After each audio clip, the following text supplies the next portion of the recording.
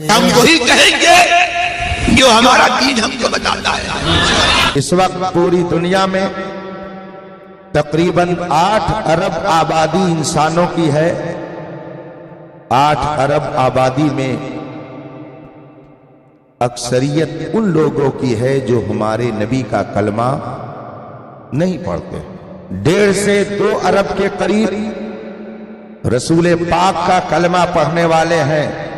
بقیہ سارے انسان جو اس وقت دنیا میں پائے جاتے ہیں وہ رسول پاک کے کلمے کا انکار کرتے ہیں۔ پھر 1.5 سے 2 ارب مسلمان جو کلمہ پڑھنے کا دعویٰ کرتے ہیں، ان میں بھی اکثریت ان لوگوں کی ہے جو کلمہ پڑھ کر کے بھی بے کلمہ ہے۔ آپ دنیا کا جائزہ مت لیجئے، صرف ہندوستان کو دیکھیے، کلمہ پڑھنے والے کس کس طرح سے پائے جاتے ہیں۔ کلمہ پڑھنے کا تقاضا تو یہ ہے کہ رسول پاک صلی اللہ علیہ وسلم نے جو فرمایا ہے اس کو تسلیم کیا جائے۔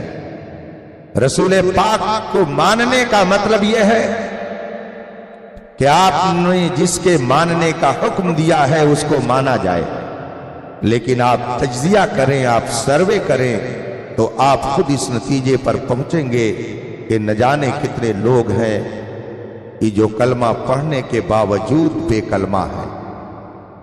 اسی ہندوستان میں کلمہ پڑھنے والوں کا ایک گروہ وہ ہے جو رسول پاک کا کلمہ تو پڑھتا ہے مگر رسول پاک کے صحابہ کی شان میں گستاخی کرتا، جبکہ رسول پاک قرآن کریم کی اس آیت کے ذریعہ ہم کو اپنے صحابہ کی عظمت بتا چکے۔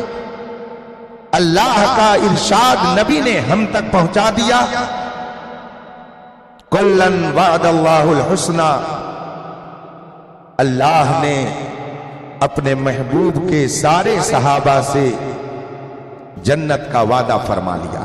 سارے صحابہ قرآن کی اس آیت کریمہ کے مطابق اہل جنت۔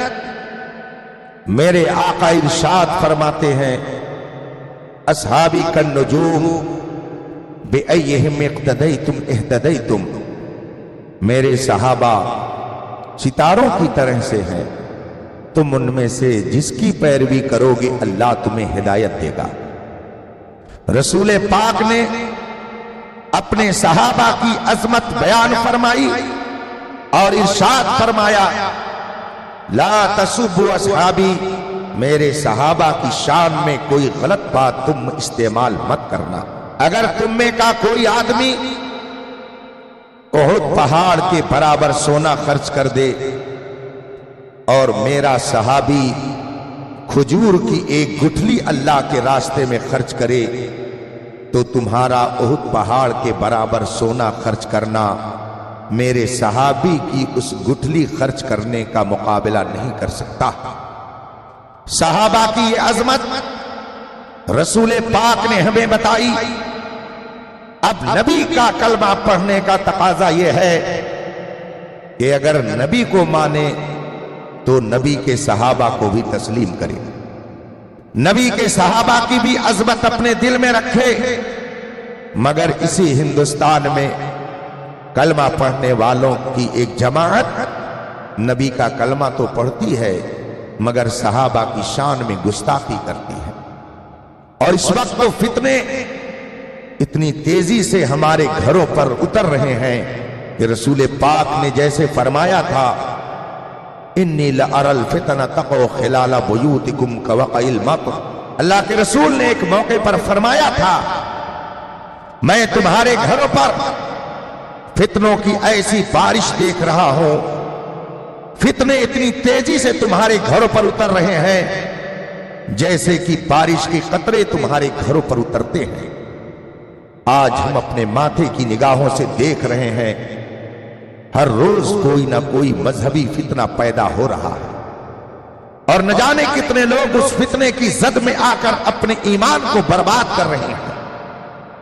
کل تک صرف رافضی صحابہ کی شان میں گستاخی کرنے میں مشہور تھے، حضرت امیر معاویہ کی شان میں صرف رافضی گستاخی کرتا تھا، لیکن آج ہماری آنکھیں دیکھ رہی ہیں ہمارے کان سن رہے ہیں کہ جو سنی کہلاتے ہیں وہ بھی صحابہ کی شان میں گستاخی کر رہے ہیں۔ ہمارے کان سن رہے ہیں کہ دھڑلے سے سیدنا صدیق اکبر کی شان میں گستاخی کی جا رہی ہے، ان کو بڈھا کہہ کر ان کا مذاق اڑایا جا رہا ہے۔ وہ صدیق اکبر جن کے فضائل و کمالات اتنے زیادہ ہیں کہ جمعہ کے دن خطیب خطبے میں کہتا ہے ان افضل البشر بعد الانبیاء بالتحقیق سیدنا و مولانا ابی بکر صدیق، نبیوں کے بعد سب سے افضل رتبہ سارے انسانوں میں حضرت سیدنا صدیق اکبر کا ہے۔ لیکن جمعہ کا خطبہ سننے کے باوجود سنی کہلانے والے صدیق اکبر کی شان میں اس وقت گستاخیاں کر رہے ہیں۔ کلمہ پڑھنے والوں کی ایک جماعت جو صحابہ کی شان میں گستاخی کرتی ہے، یہ بھی ہندوستان میں موجود ہے۔ آپ مجھے بتائیے، کیا کلمہ پڑھ کر کے ان لوگوں نے کلمے کے تقاضے کو پورا کیا؟ نبی کا کلمہ تو پڑھا، مگر نبی کے صحابہ کی شان میں گستاخی کر کے انہوں نے نبی کی عداوت مول لے لی۔ اسی ہندوستان میں ایک دوسرا بھی طبقہ پایا جاتا ہے۔ میرے آقا سرور کونین فرماتے ہیں مثل اہل بیتی کسفینۃ نوح من تخلف عنها فقد غرق ومن رکبها فقد نجا۔ اور اللہ کے رسول فرماتے ہیں میری اہل بیت نوح علیہ السلام کی کشتی کی طرح سے ہے، جو اس کشتی میں سوار ہوگا وہ نجات پا جائے گا، اور جو کشتی میں سوار نہیں ہوگا وہ غرق ہو جائے گا۔ اللہ کے رسول صلی اللہ علیہ وسلم نے اپنے اہل بیت کے تعلق سے بے شمار فضائل و مناقب ارشاد فرمائے ہیں، بالخصوص حسنین کریمین رضوان اللہ تعالی علیہم اجمعین کے بارے میں میرے آقا ارشاد فرماتے ہیں الحسن والحسین سیدہ شباب اہل الجنہ، حسن اور حسین یہ جنتی جوانوں کے سردار ہیں۔ رسول پاک نے اپنے اہل بیت کی عظمت بتائی، مگر کلمہ پڑھنے والوں کا ایک گروہ اسی ہندوستان میں پایا جاتا ہے جو اہل بیت کی شان میں گستاخی کرتا ہے۔ حضرت امام علی مقام کے بارے میں اپنی تقریر میں کہتا ہے کہ حسین غلطی پر تھے، انہیں کربلا جانے کی ضرورت کیا تھی؟ وہ گئے تھے تو دین بچانے کے لیے نہیں بلکہ اپنا اقتدار بچانے گئے تھے، اپنی حکومت کے لیے گئے تھے۔ ہندوستان میں یہ طبقہ بھی پایا جاتا ہے۔ مجھ سے زیادہ آپ دنیا کے حالات سے آگاہ ہیں۔ اسی بمبئی کی سرزمین پر ایک خارجی صفت نے دھڑلے سے اپنی تقریر میں کہا یزید حق پر تھا، اسے امیر المومنین ماننا چاہیے، اسے رحمت اللہ علیہ کہنا چاہیے، حسین کو کربلا جانے کی ضرورت کیا تھی؟ یہ طبقہ بھی اسی ہندوستان میں پل رہا ہے، بڑھ رہا ہے اور پایا جاتا ہے۔ اسی ہندوستان میں کلمہ پڑھنے والے یہ لوگ بھی پل رہے ہیں۔ بتائیے کیا انہوں نے نبی کے کلمے کا تقاضا پورا کیا؟ رسول پاک ارشاد فرماتے ہیں العلماء ورثۃ الانبیاء، علماء انبیاء کے نائب ہیں۔ میرے بعد نبوت کا سلسلہ بند، مگر کار نبوت اور منصب نبوت کی ذمہ داریاں اب میرے بعد میرے نائبین علماء اٹھائیں گے، اور قیامت تک ان علماء کے ذریعہ دین چلتا رہے گا۔ رسول پاک ارشاد فرماتے ہیں العلماء ورثۃ الانبیاء، علماء نبیوں کے وارث اور ان کے نائب ہیں۔ اللہ کے رسول صلی اللہ علیہ وسلم نے نہ جانے کتنے مقام پر علماء حق کی عظمت کو بیان کیا۔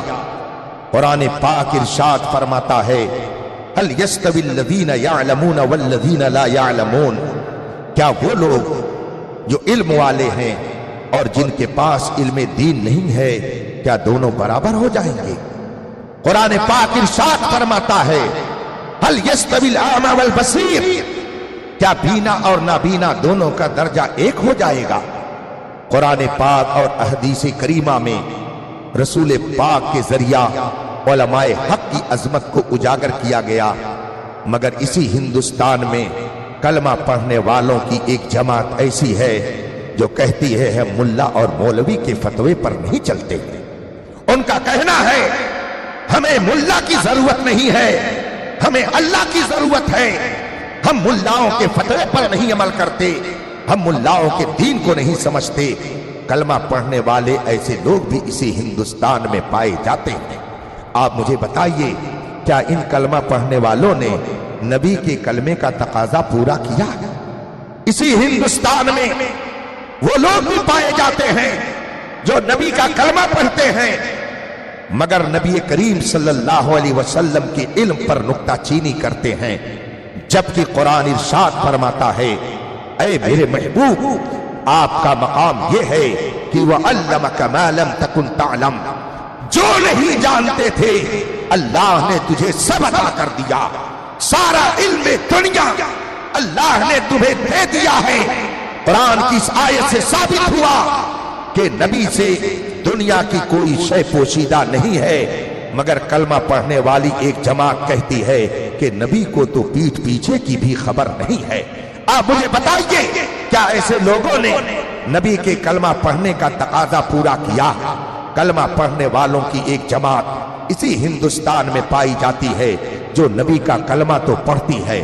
میرے آقا ارشاد فرماتے ہیں ان اللہ حرم علی الارض ان تاکل اجساد الانبیاء فنبی اللہ حی یرزق، اللہ نے زمین پر حرام کر دیا کہ وہ نبی کے جسم کو کھائے، اس لیے اللہ کا ہر نبی زندہ ہے۔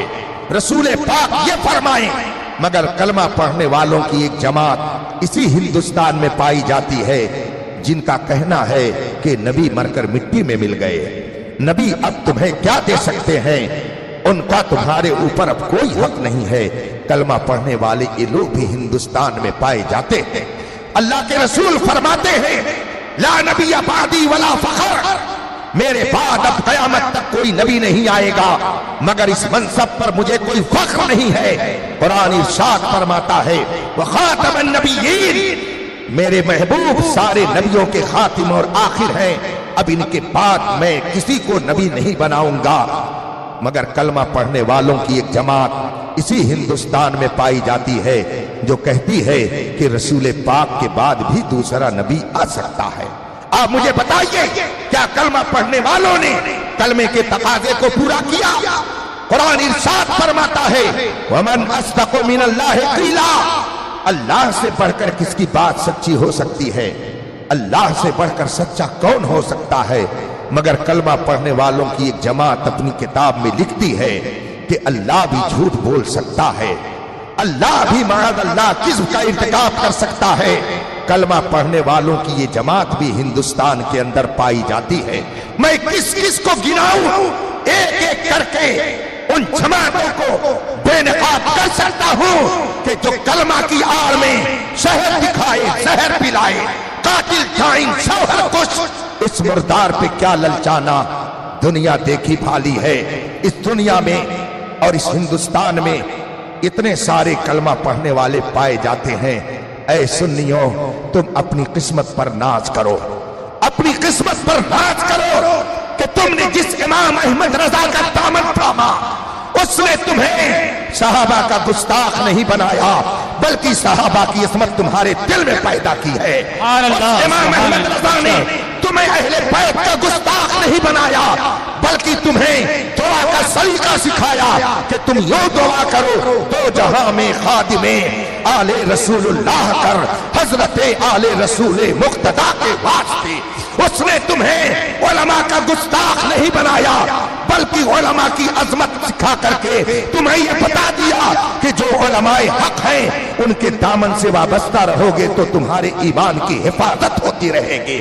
اس نے یہ نہ بتایا کہ حضور کے بعد بھی نبی آ سکتا ہے، اس نے یہ بتایا کہ محمد عربی آخری نبی ہے، اب قیامت تک رسول پاک کے بعد کوئی نبی نہیں آ سکتا ہے۔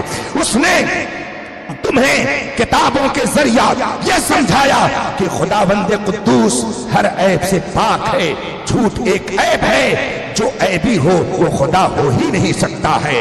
اس دنیا میں جتنے کلمہ پڑھنے والے کلمے کی آڑ میں اسلام کے عقیدے کو برباد کر رہے تھے، امام احمد رضا نے سب سے متنبہ کرتے ہوئے فرمایا سونا جنگل رات دھیری چھائی لگلی کالی ہے، سونے والوں جاگتے رہیو، چوروں کی رکھوالی ہے۔ کل چور آتا تھا تو کٹاری لے کر آتا تھا، تلوار لے کر آتا تھا، کٹا اور بندوق لے کر کے آتا تھا، تمہارے گھروں پر حملہ کر کے تمہارا پیسہ لے کر کے جاتا تھا۔ مگر آج چور جبہ و دستار میں آ رہا ہے، قرآن لے کر آ رہا ہے، حدیث لے کر آ رہا ہے، قرآن کی تفسیر لے کر کے آ رہا ہے۔ اس لیے امام احمد رضا نے تمہیں متنبہ کرتے ہوئے فرمایا یہ جو تم کو بلاتا ہے یہ ٹھگ ہے، مار ہی رکھے گا، یہ ٹھگ ہے۔ نہ جانا حضرت زاہد کے تسبیح و مصلی پر بڑے چلتے ہوئے حضرت ان کو ہم سمجھتے ہیں۔ آپ مجھے بتائیے کہ اگر آپ نے کلمہ پڑھ کر کے یہ عقیدہ بنا لیا کہ حضور پاک کے بعد بھی نبی آ سکتا ہے، ایمان روح سے بتائیے گا کیا آپ مسلمان رہ جائیں گے؟ کیا آپ کا ایمان رہ جائے گا؟ اگر آپ یہ عقیدہ بنا لے کہ خدا جھوٹ بول سکتا ہے تو کیا آپ کا عقیدہ درست رہ جائے گا؟ آج بہت دھڑلے سے لوگ کہہ دیتے ہیں سب کا خدا ایک، سب کے نبی ایک، سب کا قرآن ایک، آخر یہ الگ الگ بٹے کیوں ہیں؟ آپ نے سمجھا نہیں، جو کہتے ہیں وہ خود بھی گویا سمجھتے نہیں ہیں۔ سب کا خدا بے شک ایک ہے، مگر جنہوں نے یہ کہا کہ خدا جھوٹ بول سکتا ہے ان کا خدا کوئی اور ہے۔ ہمارا خدا وہ ہے جو ہر عیب سے پاک ہے، وہ جھوٹ بول نہیں سکتا ہے، ہر عیب سے پاک ہے۔ ہمارا خدا وہ ہے جو ہر عیب سے پاک ہے۔ ہم اس سچے خدا کی عبادت کرتے ہیں کہ جو ہر عیب سے پاک ہے، اور وہاں بھی کہتا ہے خدا جھوٹ بول سکتا ہے، تو ہمارا خدا ہر عیب سے پاک ہے۔ ان کا خدا وہ ہے کہ جو عیب کا پھلنگا بنا ہوا ہے، اس لیے دونوں کا خدا ایک نہیں ہو سکتا ہے۔ لوگ بڑی آسانی سے کہہ دیتے ہیں سب کا قرآن ایک ہے۔ کیسے سب کا قرآن ایک ہے؟ ہمارا قرآن وہ ہے کہ جس میں ذرہ برابر کوئی کمی بیشی نہیں ہے۔ ہمارا قرآن وہ ہے کہ جیسے اترا تھا ویسے ہی محفوظ ہے اور قیامت تک ویسے ہی محفوظ رہے گا۔ مگر رافضی کہتا ہے کہ قرآن 40 پارہ تھے، 30 پارے محفوظ ہیں، 10 پارے کو ختم کر دیا۔ اب یہ بتائیے دونوں کا قرآن ایک کیسے ہو گیا؟ ہمارا قرآن وہ ہے کہ جس میں کسی طرح کی کوئی تبدیلی نہیں ہو سکتی ہے۔ رافضی کا قرآن وہ ہے جس میں تبدیلی کر دی گئی، تو دونوں کا قرآن ایک کیسے ہو گیا؟ لوگ کہتے ہیں سب کا نبی ایک ہے، بے شک سب کا نبی ایک ہے، لیکن جو یہ کہے نبی وہ ہے جو مر کر مٹی میں مل گئے، جو یہ کہے کہ نبی کو پیٹھ پیچھے کی خبر نہیں ہے، وہ ان کا نبی ہوگا۔ ہمارا نبی تو وہ ہے کہ تو زندہ ہے واللہ، تو زندہ ہے واللہ، میرے چشم عالم سے چھپ جانے والے، ان کا نبی وہ ہے کہ جن کو پیٹھ پیچھے کی خبر نہیں۔ ہمارا نبی وہ ہے کہ اور کوئی غیب کیا تم سے کہنا ہو بھلا، جب نہ خدا ہی چھپا تم پہ کرو۔